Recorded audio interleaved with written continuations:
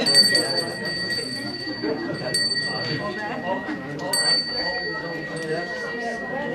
scream, you scream. Right, ladies and gentlemen, if you'll take your seats, please. I hope you all had a good lunch. Nice and delicious. Right. Yes, thank you. Lovely lunch. I've lost my progress. Right, our next speaker is Sumaya McIntyre. Sumaya is an artist and art therapist, and she has studied fine arts to postgraduate level. She works as an art therapist at Cheadle Royal Hospital and has also taught and led the art therapy course at South Trafford College. She's been greatly influenced in both areas of her work by Eugene Halliday, especially with regard to his emphasis on the let process, an important aspect of his creative and developmental work. Now retired, she's concentrating on painting. Okay, can you all hear me at that? Okay. Okay. This is a very big subject to present in half an hour, as I'm sure every other speaker will be thinking, if not saying, for themselves. So I will just give a series of snippets to give a lie of the land, really. One of the key principles of Eugene's was that of the let process, which is really a way of living that can be applied to everything we do in life. Here we're going to look at its application to the visual arts. Eugene was always keen, what do we have to get me? Yeah. Eugene was always keen that defining words was essential to understanding each other. So to start, we've got psychographic, which is the first word of the title. Psycho is soul, breath as a sign of life, spirit, the soul of man as opposed to the body, the immortal part of man, the seat of the will, desires, passions, the heart, desire, appetite, mind, reason, understanding. And the graphic part is to scratch. This is in a universal English dictionary, which I think Eugene referred to by a while. Eugene recommended it to us all. To scratch, that's from the Greek, and so was psycho. Hence to engrave, draw, or write. Okay. Therapeutic, again from the same dictionary, attentive, obedient, able to cure, from therapon, perhaps originally prop, support. And therapy, given in the dictionary, is service, attendance, medical attendance. Eugene stressed the idea of therapy as being, therapist being attentive, of being obedient to the process, and to be in service to the person you're working with, and in attendance to whatever's happening.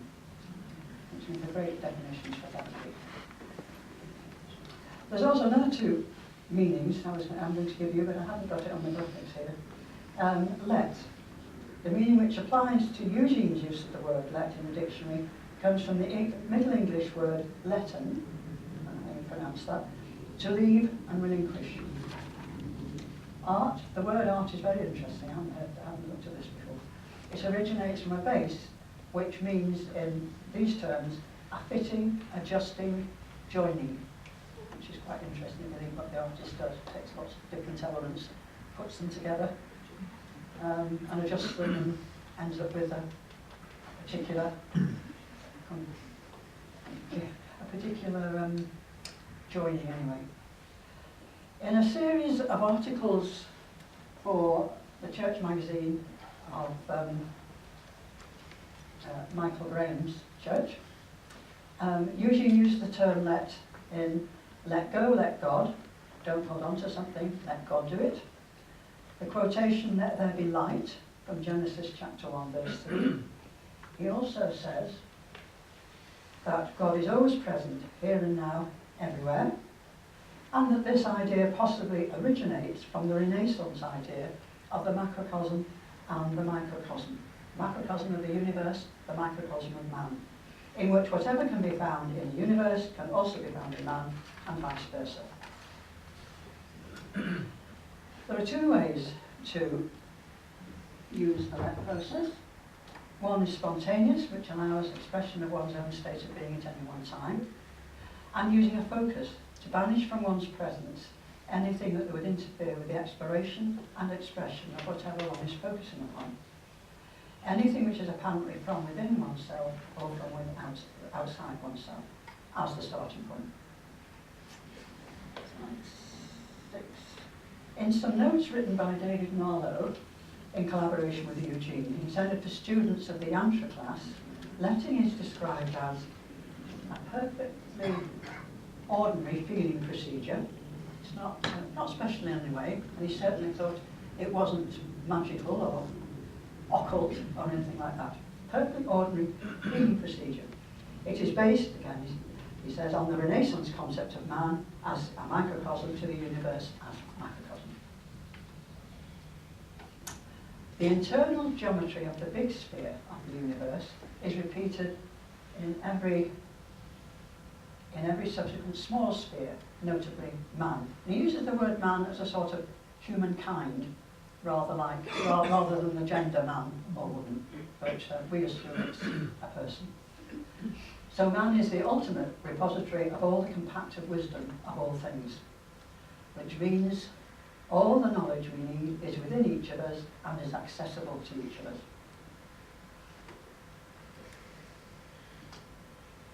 These again from the same notes by David Marlowe and Eugene as assigned before last. The basic technique is to banish from one's presence anything which would interfere with the expression of what one is calling upon in order to act from it within oneself. It is rather like tuning into a radio station. All the other stations are present in the room, but they are selected out. So what we say in group work is let there be banished all that's irrelevant to, and then whatever it is that we're looking at.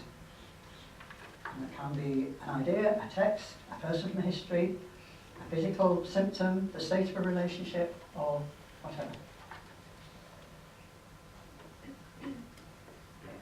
Eugene's principles, following that, I mean that was something I came across quite recently, but other things that, other principles which apply to art as therapy, for me, was we are all on an evolutionary journey which is particular to each of us and is the true purpose of our lives. No one person can assume that they're on the same journey as another, so we can't make assumptions about that journey, and that's especially true when you're in a therapeutic situation. And also love is a willingness to work the potential of all beings. I know you've heard that before. Which is the person in front of you, any relative, any person, chap on the bus, whatever. And that therapy is a service. So the therapist is in service to the person who one is working with. He also believed that a person's will in this is important, and that we can only go as far as helping someone to see the possibilities in their situation. We can't impose our own will as to what he or she should do. It is his or her journey, not ours, which goes against the current ethos of cure and within 6 weeks, please. I'm exaggerating here, but it's not far out. And then is the idea of the true or false self, which I know has been explained very clearly from our previous speakers. So the let process is necessary for us to access our true selves as opposed to the mainly false self, which we have built up through social, cultural, ancestral and familial influences and expectations. These are taught and affirmed by the people around us, especially our families and educators. And we carry within us experiences as a result which have caused us distress, still affects us and limits our abilities and effectiveness in current behaviours and well-being, whether we know that or not. So art psychotherapy, as well as other therapies, seeks to address this by helping us to re-experience, perhaps repeatedly, in order to express negative feelings. This discharges the energy locked in them to be put to more constructive use.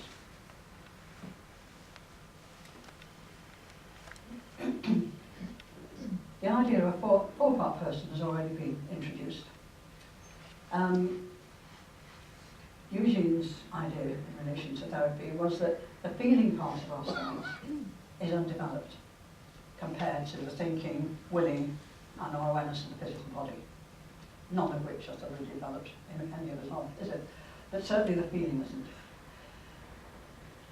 And nor is our inability in this case to distinguish between difficulties and feelings from the past and current situations. So participants are encouraged to work spontaneously from feelings and emotions. To feel the prevailing anger, for instance, fear, confusion. To let the hand move in relation to these feelings. So you don't want to be trying to make a calm picture if you want to look at things within yourself. You can keep the calm bits and the nice bits. But allow what sort of movement comes from a feeling of anger or a feeling of fear, without thinking about it, just do it. And it follows that we then make a movement, and that movement is then made by, if you're holding a paintbrush or a crayon or whatever, or even using your fingers, we'll make marks on paper, which must correspond in some way to the feeling you started with. So that's a good way in for people to start. A lot of other art therapists just sort of leave them to get on with it. But of course, that's not helping people with the fear they've got, or whatever. Through responses and associations to the image, and within the safe and accepting therapeutic relationship, understanding develops. Images produced are often messy and chaotic, which worries people, like people partaking or families or whatever. But how could they not be if working with distressing and difficult feelings? It is helpful to drop previous ideas of what art is. We all have desires to produce nice, calm work which is objectively representative of the world around us, and it is what others expect. And we can then thus ignore what is uncomfortable. The trick is to focus on, find interest in, the use of the paint or clay or any other media itself, and in the colours, textures, shapes, forms, and so on. All the components of picture making, rather than the subject. Thinking comes in relation to the formulation of what has emerged spontaneously, or not. Not everyone is ready to do that. It's the doing it that seems to count most. And meaning arises, or not. These images are not messy. Sorry, these images I'm going to show you now are not some of the messy ones. The messy ones often are so full of paint and watered down paint, and water and the movement of whatever feeling is going on, and disintegrate. You can't even keep them, let alone photograph them. So these are different sorts of images, mostly made by people who haven't done art before at all. So there's the first all.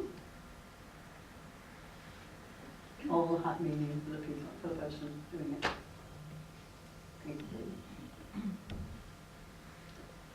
They're very varied. You can't predict what sort of image somebody comes up with.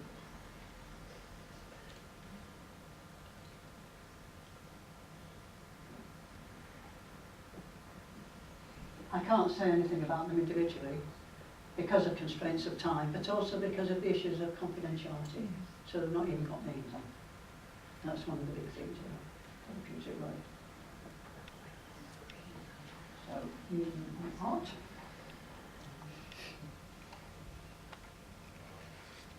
I'm going to leave out this bit, depending on which might go to afterwards.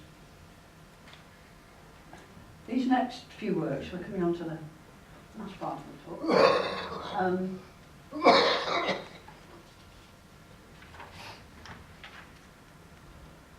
What I'm going to say about the other was, nevertheless, the images produced by Letting are often very powerful and skillful, surprising those who say, I'm no artist, I can't do it, which is fairly usual. I think people are most scared of doing art and maths. That seems to be the key things that people have great problems with. Right. On one occasion, Eugene said to me, with regard to let work, and in answer to a question of mine, on various things which Eugene had said, I understood that we already had the answers and the skills within us for whatever we needed. This doesn't conform with the usual view that we need to study and practice long and hard to gain the knowledge we need. Rather hopefully, I thought it was good to have some shortcuts. I asked him, does this mean we don't need to develop art skills in the usual way? His answer was that it is helpful that one should develop specific skills, but then to throw them away when we start to let. When required, they would then come to the fore. They are already in us because we and all our experiences, and everybody else's, if the universe is a unity, the absolute sentient power in the field are all one. Are part of the same field of being in which we all live. Skills, etc., do need to be activated. He said it would take much longer to develop these skills otherwise. So he didn't say you couldn't develop skills without training. He just said it would take longer.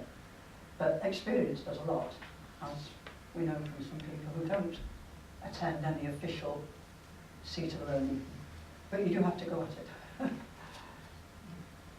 All these next pieces of work are from the LET process, but perhaps taken further than the previous pieces.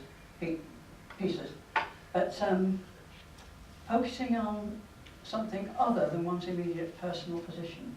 The two states, the spontaneous and the using a focus, come together, overlap at least, and come together sometimes.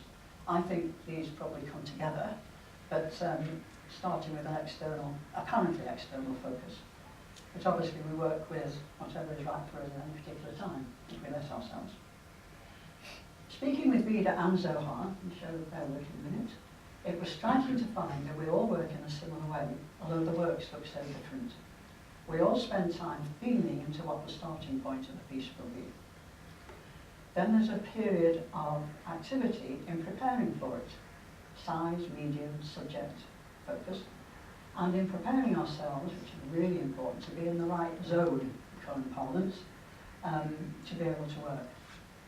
Then we begin the work, and then there may be long periods of inactivity, even weeks or months, until it feels an optimum time to work on it again.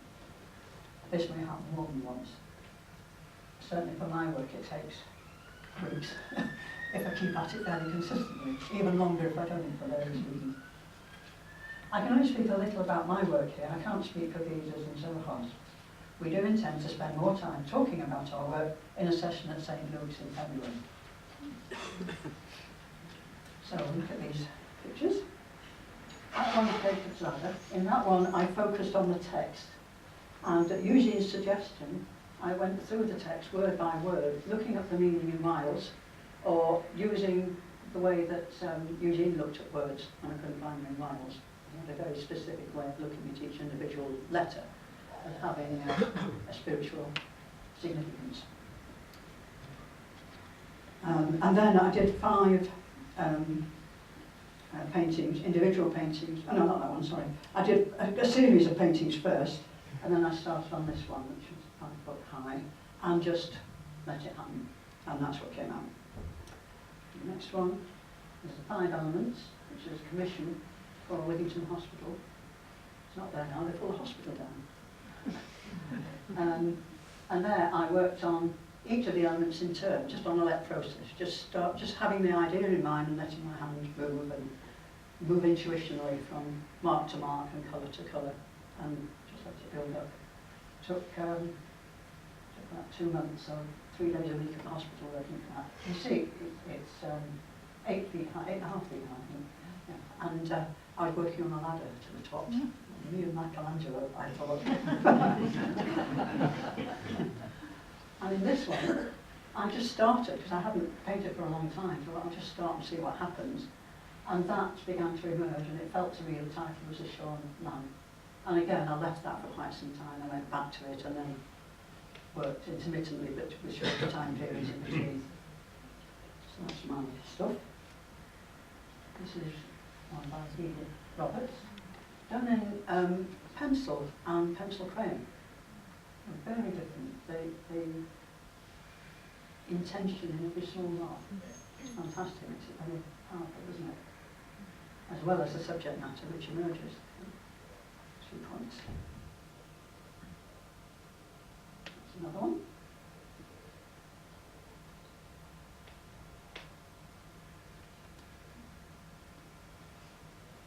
And this is Zohar's.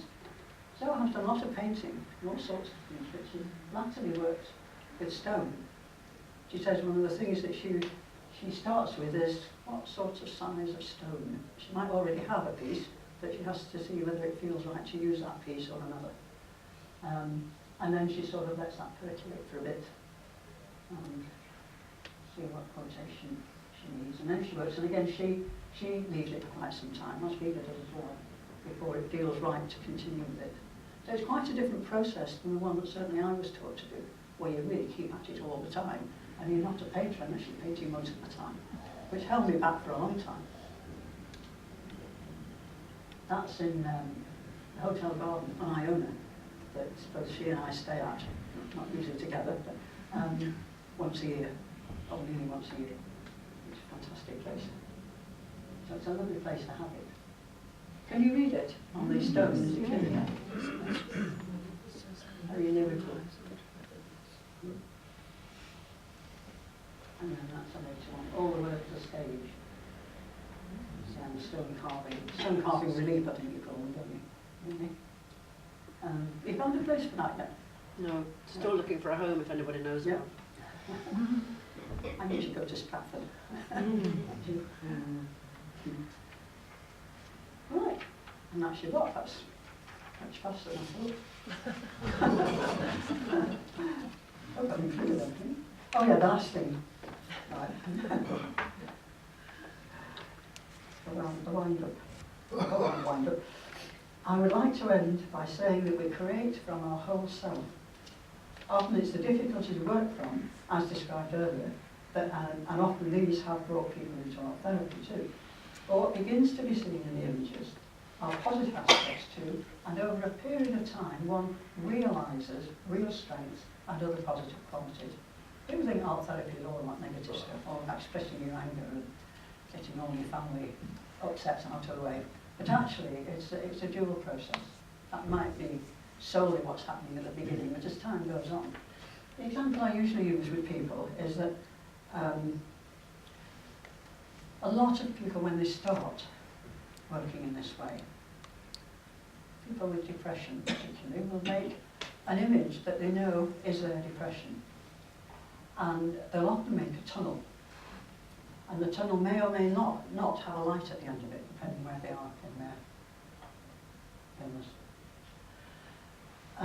But when you begin to ask them about it and point out certain things they haven't talked about, they realise that the tunnel might actually be quite small in that size piece of paper. So there's all this unused paper that they haven't spoken about, or other things on the paper they haven't spoken about, because they seem to be irrelevant to them. But if the image means anything from us, then all the parts of it mean something. It's the whole situation, not the bit we're looking at. And we tend to focus on that which is problematic to us. But actually, that's not all we are. The other thing about the therapeutic process, which I forgot to mention, was one of the key things, I think, in therapy is this notion of the observer within us all. Now, people often can't feel that they're observing anything. They think, if they're experiencing difficult feelings, that they are those feelings. It's very hard to say, they don't realise, you say, I am feeling angry, I am not anger. So it's making that discrimination between what the feeling's saying at the moment and what's the reality of the present situation.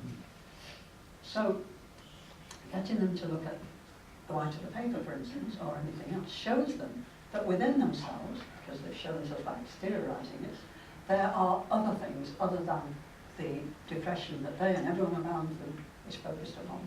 And that's really, really valuable. But if somebody insists on ignoring those and focusing on the depression, then you have to say, well, there's a will in it. There's some sort of payback getting from it. And to stop them would be not in the way Eugene would work. It's he would say, he's there to support, to offer, to help the person see the possibilities open to them, but not to decide what that should be, what choice should be. Okay? Does that give you a view of it? Thank you very much.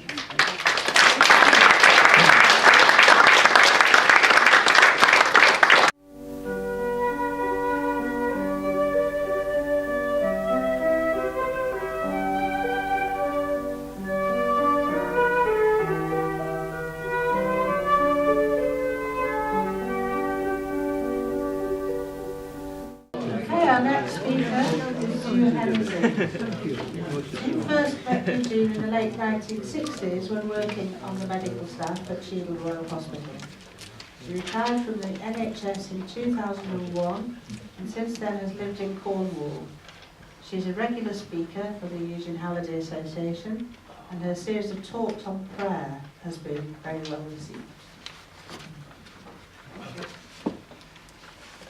Several things are impressing me today, not least is the remarkable congruence between all these talks. You'll find when I get going that there's a remarkable follow-on between Sumaya and what I'm about to try and share with you. And I assure you, we have not got together before today. It was long months ago, before this was planned, that Sumaya and I last met up. It's great to be back here because we're all reflecting on a vast amount of experience that we had at Eugene's feet, if one can put it that way, metaphorically, if not literally. We learned a remarkable amount through him, and we're still digesting it.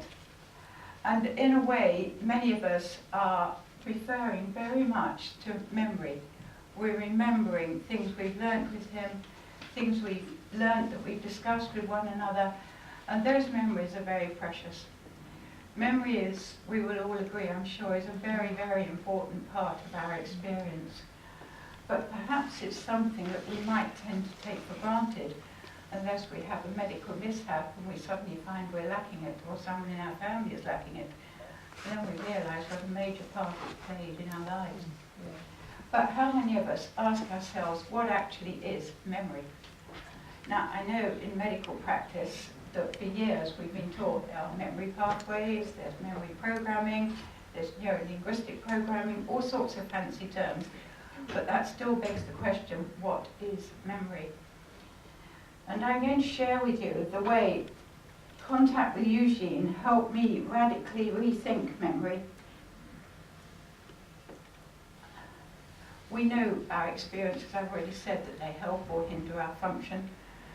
Obviously, the fact that we're sitting here, we've had a good lunch, we remembered how to eat. I'm standing here, my body usually remembers how to stand on its 2 feet. It does sometimes happen that it slips and I fall over, but we all do that. Memory is intrinsic to our basic function, and it means economy of effort. We don't have to keep relearning how to do these things. But memory, whilst it's also good, can also be a hindrance. But this still leaves us with the question, what is a memory? And I'm going to go straight in on what Eugene said at the first meeting I went to at Parklands. I shared with you last time when we talked about prayer that when I was working at Cheadle Royal, Ron and Zohar invited me to go to Parklands with them. That's the beginning of a pathway that I just did not realise was opening up, and I'm still digesting the implications of those meetings. I share the experience of others who said it changed their lives. It certainly changed mine. 40 or more years down the road, I'm still digesting it. And we're all learning together. We're learning together what some of these things we've heard from Eugene means for us now. It's a bit like chewing the cud, perhaps, in a way, but we're getting new tastes and new insights about it all the time.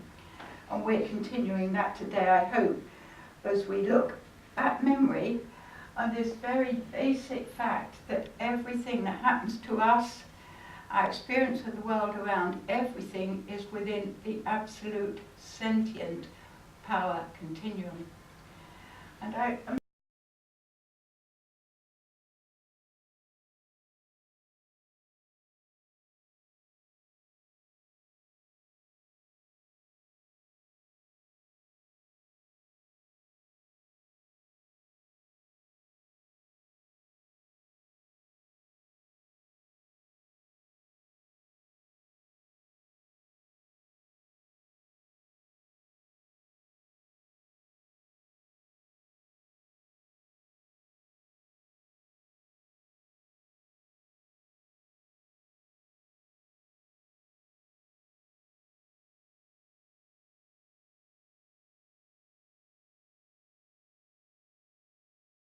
hoping we can look at these words. They are so meaningful. Absolute. There's nothing other than this. It is sentient. This power field is aware of its own processes. that sentience is absolutely intrinsic to the power field and to us as derivatives within it. And it's a continuum. We are part of a process in which we all cooperate. There is no cleavage between us. And the implications of those words are being steadily borne on me. And I want us to start by looking at this phrase then. A sentient power continuum of which we are a derivative. Usually used to draw a circle, use the Eurobus as a symbol as power turning on itself, to imply that first cell. A cell is an enclosure. Power turning on itself generates the appearance of separativity, the appearance. It is not separate, it is an apparent separation. And that apparent separation, we had the picture earlier of an ovum, that apparent separation gradually divides, subdivides, and becomes increasingly complex. But whatever stages it goes through, it is still a derivative within a power continuum. And that is what we're learning to remember. We will keep coming back to this word memory. And that sentience vested within us is the basis of all our experience. Because of that sentience posited within us, we feel all that happens to us and our interrelation with the world around us. But if we had it all the time, bombarding us all the time, we might go quietly or not so quietly potty. We might find it very difficult to cope with it. So as Eugene said many times, man is a step-down transformer. Human consciousness is a step-down transformer. And we perceive aspects of the power continuum, if you like, in measured doses, small drops, bit by bit, to assimilate as we go along and learn what it's about. But the awareness that we're not perceiving is not removed from us. It may be veiled, but it is not forgotten. And this is why we will come back recurrently in this talk, just as Sumaya has done in her previous sharing, to the importance of the word let. How we're rediscovering, we're in a process of rediscovering the aspects of the power continuum that apply to all of us all the time. So, where are we getting to with this? Let's start off with the basic first effect of sentience. We like and we dislike our experience. Remember O-level biology? In my day it was O-level, it's called something else now. But we looked at a unicellular organism, or we saw pictures of a unicellular organism, and we were shown the way it will move towards a stimulus that it likes and away from a stimulus that it dislikes. That basic primary protopathic response is inbuilt into every cell. It is absolutely natural because of our sentience that our body cells and our body as a whole will incline to go towards what it likes and away from what it dislikes. That is our primary means of assessment. And we like it or dislike it, and we move towards it if we like it, we back away instinctively if we don't like it. Now, it's also been said earlier today, and again, this is where the congruence runs right through these talks, it's quite remarkable, that protoplasm is one of the best recording materials ever. Our protoplasm remembers its experience. It retains an impression of its experience. This is fundamental to learning. So if our cellular organism is given stimuli that it can interpret, that it can hold, it experiences it, it remembers how it moved towards it, if it liked it or disliked it, or it remembers if it doesn't like it, how it backed away. I hope Hepsi won't mind me quoting a lovely example from her experience. She said once that Eugene held her hand and took it to a fire, and gently, and he said, warm. She said, warm. He said, warmer, warmer, and she got close and said, hot, hot, and backed off, learning that if you get too close to a stimulus, the impact can be too intense and you dislike it and you back away. Now that is learned and assimilable material. Let me just jump on because I've got a slide about this. So we move towards an assimilable stimulus, we like it, we begin to assess it. In that situation, Hepsi could assess that fires were hot and not to be got too near. She was learning a useful lesson to take the experience, to assess it, and she would know not to go too close to fire. That was good basic information, and I'm going to play with words a bit here. Information is just that. It's an inner formation. Data are not like we used to think of with a character in a cartoon with a bubble outside their head saying this is what they think. And we tend to think ideas, or we used to think ideas are somehow separate from our body. They are not. They are part of our inner formation. And that information actually becomes part of our structure. So we feel a situation, we define it, and that gets absorbed into our data bank, part of what we might call our egoic structure. That's useful reference point. Now, that's useful, that's handleable, and it's occurring experience which sets us up to explore life. What is more difficult is the less assimilable stimulus. When our cells don't like it, if it's like when Hepsi felt the fire was hot, she could pull back. That was a measured amount. She could assess it and react appropriately. Now, if a child has an awful experience and falls into a fire, they're going to be bombarded with such an excessive stimulation that they are very unlikely to define it and integrate it at the moment of receipt. They are then blasted with a very, very strong stimulus that defies adequate definition at the time. And it's like being loaded with a blurred image. And a child in that situation might well decide that all fires are bad, all fires are to be avoided, and start from an early age to inbuild an intense dislike of fire. Now, if the experience is not defined on receipt, it's a very unclear record. It's blurred, it's only partially understood, and it's muddled as to where it's come from. And not only is that confused at the time, but it's inbuilding what we might call a tripwire for the future. Because without defining that that fear of fire belongs to the specific location where that event occurs, the person concerned has got an inbuilt fear of fire to such a degree that they may say, never again. I am never going near another fire. It is possible for that to develop because it's a blurred image, it's not integrated, it's not understood, and it can be a huge tripwire. Now, tripwires like that, I'll come back to that in a moment, but first, by contrast, I want to look a little bit more at what we can call the integrated memories, because then we'll see better the contrast between them. One of the clearest indications of an integrated memory is our name. From an early age, we're given a name, and we're told, oh, this is John. This is John. Johnny likes this. Johnny can do this. Johnny can sit up. Johnny can talk. Johnny can play. The experience is tied into the name. And when that name is repeated by someone who is physically and emotionally caring for the child, it's getting experience it likes, and it's imprinting with it that name. That name is then an integrated personal reference. There's two ways, there's many ways, but two particularly strong ways of putting data in. One is repetition of the same stimulus uttered frequently, like the name, like drawing a line on a piece of paper that gradually becomes emphasized to the point where it stands out clear. It's super stressed and it becomes a dominant effect. Or there's the blast effect, the sudden overloading.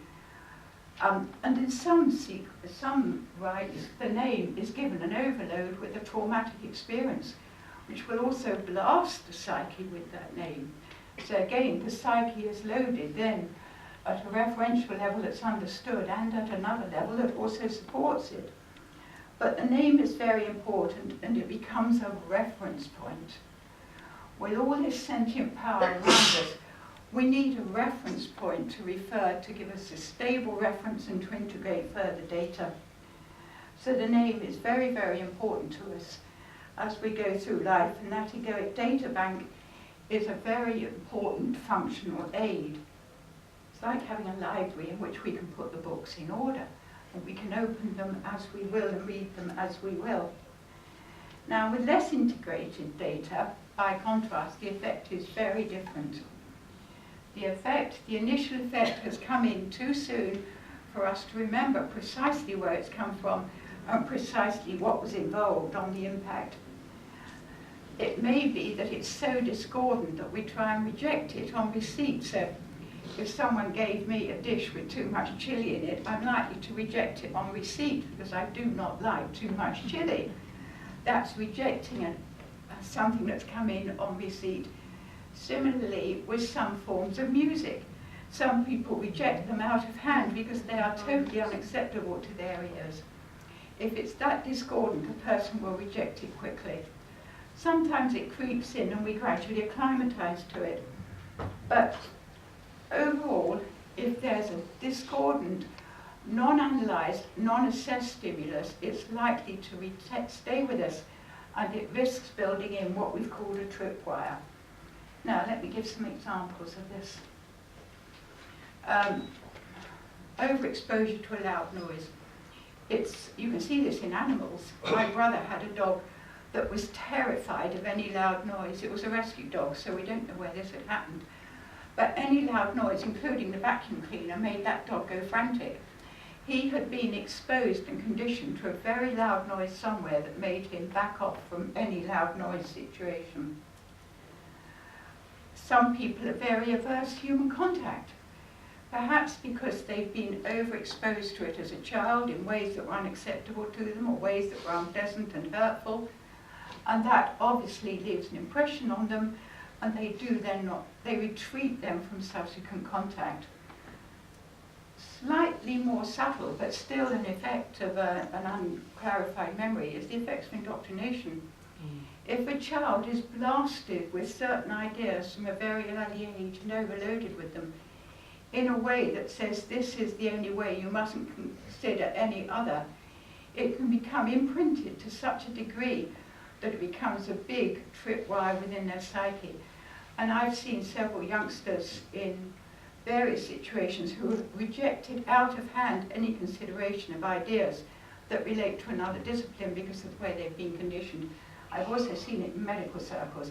I can assure you that there are some circles where if you mention the word homeopathy, you get a distinct reaction from the audience because it is a trigger word. And I'm sure you've all seen trigger words like that in other situations. There are inbuilt tripwires that people have learnt in their own experience to deride, dislike, or reject for some reason. Now, a minor trivial example, my own aversion to cabbage. I was born just at the start of the 39 War. I grew up through school, when there wasn't a lot around, but I do remember the cabbage in the school dining room. I can still, as I stand here, picture that dining room and remember the smell of that cabbage. It was boiled almost to non-existence, and the smell, you can guess what it was like, but also we weren't to leave the table till we'd eaten it. Now, that was a tripwire in me, and you'd only got to mention the word cabbage after that, and I went, ugh. Was my body was conditioned to that very strong negative stimulus to me. Didn't suit my body energy pattern. Took me years to undo that and discover what I was missing. Then I was cross with myself for missing it for so long. Now, we've all got these tripwires in us. And these poorly integrated data that we've already looked at, they can be a physical emphasis, like some people who won't go near a fire because they've been over-frightened of it.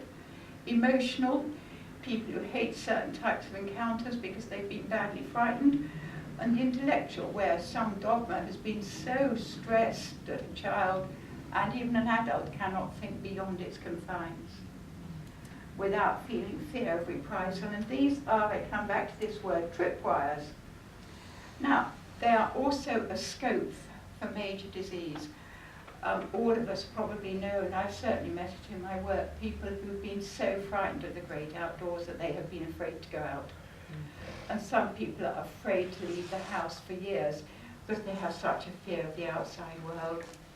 They can be a major tripwire and a big source of disease where they get to the stage where they need help with it.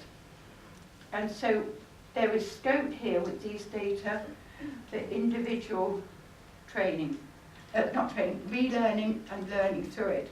But first of all, let's just recap. There's 3 stages here, all in memories. First, we need to acknowledge that these negative memories exist. There are some people who say it doesn't remember what you think, just get on with it. There is that school of thought that says ignore it. That is difficult. That's tantamount to saying to someone, because a painful memory is like a psychological splinter. Ignore that splinter that's buried in your finger and let it be. A painful memory is just as difficult. So the first stage is to acknowledge they exist. The second stage is to recognize how much they can restrict our activities. And the third stage is to realize that they have great scope for working on them. The positive memories are not a problem, like the name and the data recorded in relation to it help us focus and help us get on with our lives. It's the tripwires that are the problem. And when they get to the stage of causing serious disease, they are a serious hindrance. Now, there are ways, once we've accepted that we need to work on them, of doing just that. When I started working in full-time psychiatry in the 1960s, patients were sometimes given a choice. Do you want medication to try and help change these effects, or do you want to try and understand it? Medication is a chemical stimulus to try and balance the effects of fear and anxiety. Emotions change body chemistry. Anybody who doesn't believe that, have a near miss in a car, see what it does to your adrenaline, and see what it does to your feeling state. Of course, moods change our body chemistry. So conversely, if we change our chemistry, it changes our mood. We've known that for hundreds of years with alcohol. A chemical stimulus will change our moods, and medication in psychiatry has been used to modify feeling states. And some patients choose to go down that route. That is their choice. Also in psychiatry, we did what were known as abreaction sessions. Now, often this was using drugs to help someone relax. They would lie down, they'd relax, and they'd be encouraged to recall a problem situation and talk their way through it and express emotion that was locked in with the memories at the time of the experience to try and release that inner pressure. And that abreaction was widely done when doing psychiatry in the 60s and the 70s. And the primary aim, though, in this work was symptom relief. I think it's fair to say in psychiatric practice that primary aim is relief of symptoms and helping someone get back to a lifestyle that's more suited to them. Now, when I first came up to Cheshire in the 1960s and started working at Cheetah Royal, colleagues there were using a technique devised by Eugene for working on memories, which was a bit like abreaction but never ever involved drugs. And I'm going to share a few thoughts about this now, because a lot of us then learnt this techniques. We used it to help other friends, colleagues, people who came to us for help, and we've benefited it from ourselves. And I'm going to try and share with you now some of the insights that this work has afforded. We called it engram or imprint work. Engram was a good term for it. Engram means in writing. It's already been referred to earlier. An engram is an in writing. Unfortunately, the word was also used by another group who were researching systems for life, who attracted a lot of adverse publicity and talked of engrams in a very negative and unhelpful way. So then at that stage, I found that at Parklands the word engram wasn't used so much, and we started referring instead to imprints, which is a very similar term. It comes back to this imprinting idea, releasing that imprint and trying to express the emotions caught up in it. Now, no drugs were used in this technique. It was totally based on, and this is where I come back to what Sumaya said earlier, on learning to let the emotions be expressed. I'll go into more detail in it in a moment. This is just an overview to introduce it first. And the aim through all of this work was not just symptom relief. That was a part of it, of course, to get more functional freedom to extend our activities, but it was also insight.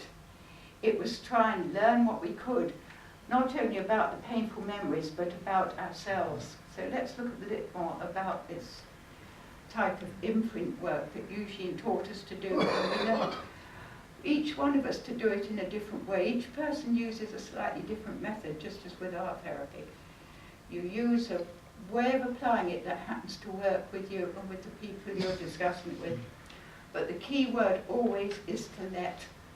And to let there be a spontaneous expression of what's involved. And what would happen if someone was feeling very tense, they'd lie down, they'd relax, usually put a blanket over just to cover over their feet so they weren't distracted by drafts, and get them to relax and describe where they're feeling the tension in their body, and then to focus on that particular tension or that symptom, and to invite them to take them back to its cause and to verbalise whatever comes to mind, and just encourage them to let it be expressed. And then they were encouraged to describe it as if they were back there, to talk their way through it, describing whatever detail came to mind, and just to speak it out and talk about it. Sometimes they needed to shout, sometimes they needed to sob, cry, and sometimes they needed to thump a cushion. It got a bit vocal at times and a bit lively, but it was all a means of expressing inner tension that was remembered in their body and a way of releasing it.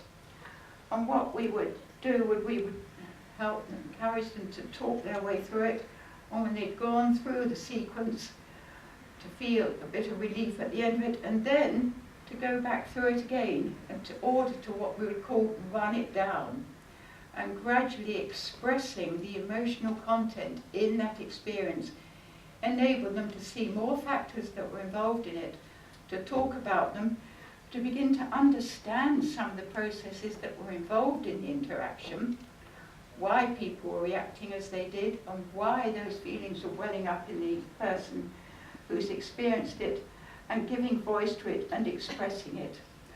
And they would go through it until they felt they'd discharged as much as was possible in that session. Sometimes it took a few minutes, sometimes it took a few hours. It was very varied. And they would go through until that imprint was run down. And then at the end, we would, as Eugene taught us, say, just push your hands one against the other. Feel the pressure of your arms. That helped them fix back on their body in the present. And just say, the feelings uncovered in this session are on record only, and discharge it. To let it go. And to open their hands and let it go. And then to help them settle further, to feel themselves in a situation that they thoroughly enjoyed, and to describe it if they wanted to. If it was private, they kept it private. If they wanted to, they would say it and share it. Now, I'll give you an example of the lass I met many years ago, who was an aspiring student on what seemed to be a glittering pathway towards a brilliant musical career.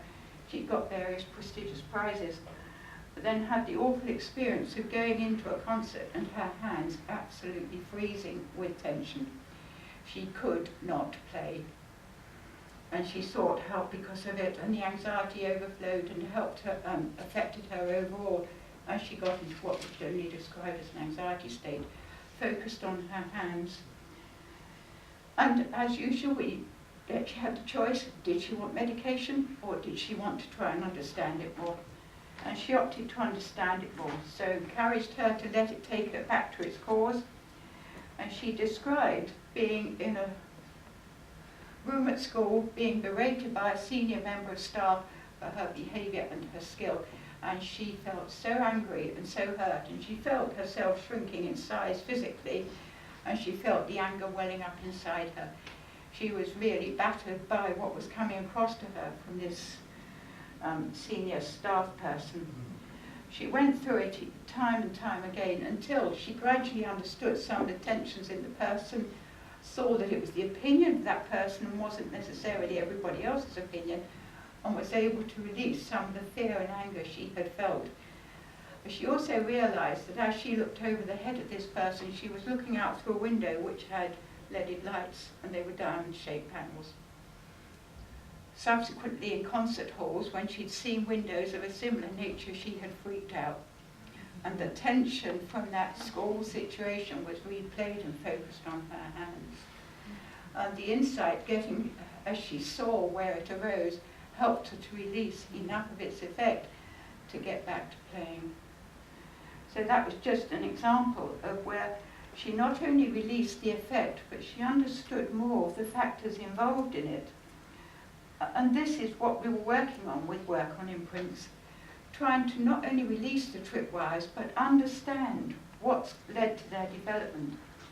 And it's like understanding a hierarchy of causes. You can see the physical pressures, the emotional pressures, the ideas that have got caught up and how they've been exaggerated by some people or criticised by others. And understanding, as is the three-part man that Zohar referred to earlier, how it's fundamental to everything we do. That our physical performance, our emotional experience and our intellectual definition of it always interacts. And looking through that towards trying to understand not only how this applies to us, but how it applies to everybody else as well. And understanding more about the pressures, even on a member of staff that's blown her top and not managed to function as she might do in other circumstances. So it was increasing understanding of what's involved in these situations that was the hallmark of this work on imprints. And just moving on from this, all of this is coming back to where we started, the awareness of the absolute sentient power in which we all exist, in which we all interact and cooperate, but which we've largely forgotten. There's that powerful phrase, I'm still trying to chase the origin. If anybody can help me find the origin of this, I'd love to know. I think it was Eugene who said, "We have forgotten in our chaos selves that we were once in paradise with God." That is a very powerful phrase. And it reminds us that we have slipped back from understanding that interaction within the continuum with the creative power. And we have focused on something much lesser with all its tripwires. And working on those tripwires is one way of rediscovering that creative continuum. It comes back to the idea that we're a grand drama. We're learning our parts. We're learning to conduct those parts in a willing manner and to see how others are similarly doing it. We're understanding the plot more and its implications. Gradually, light dawns gradually. By 50 years on, I'm still here sharing with you, so trying to understand more about it. So we're learning more about our willing cooperation and our interaction. And this surely is the hallmark of continuum awareness. And just briefly, the other aids. Let me first contrast between the step-down transformer that we've known with our egoic identity. It's very limited. Our ego limits us to what we know we can do in the past. Even if we make choices for something new, there's a high risk it's conditioned by what we've done in the past, and it may go off at a tangent, but it's still conditioned by our past experience. It's very difficult to be totally new when we're bound by ego experience. And then the interpretation of those acts, again, is coloured by our ego experience. And very gradually, it gets more and more frustrating until we look for something different. And we want to rediscover the continuum awareness with its scope for really new initiatives beyond what the ego can achieve, with more understanding and more awareness of how we all interact together. And above all, more insight into the absolute sentient power. And the key phrase I want to finish with as a way of discovering this is to come back again to what Eugene said recurrently. Let there be absolute trust in the absolute. Whatever experience we've got, if we believe in an absolute power continuum, for some purpose, the continuum that we trust has placed us in this position at this moment. This is as challenging as it is supportive. It means we get the support and the challenge that we're ready for when it happens, and when the chips are down, that can be mighty helpful to help us cope with it. It's also pretty challenging because you've got no cause for complaint. So I come back to the awareness that our ego unit and our person now is a bit like a peephole on the reality of the absolute sentient power continuum. We are looking into this power field to try and rediscover that awareness that we've forgotten in our chaos selves. We're trying to rediscover the subtleties of the continuum awareness, which we've long since failed because we couldn't stand the sight. So we've looked away, and our peephole is our means of discovery. And one way of learning through this is reflecting on memory, reflecting on the teachings of Eugene, reflecting on other disciplines and other great teachers. We've heard about the Buddhist wheel. There are other disciplines which help shed light on this process, and we learn through all of them. we will. And above all, we're trying to develop insight.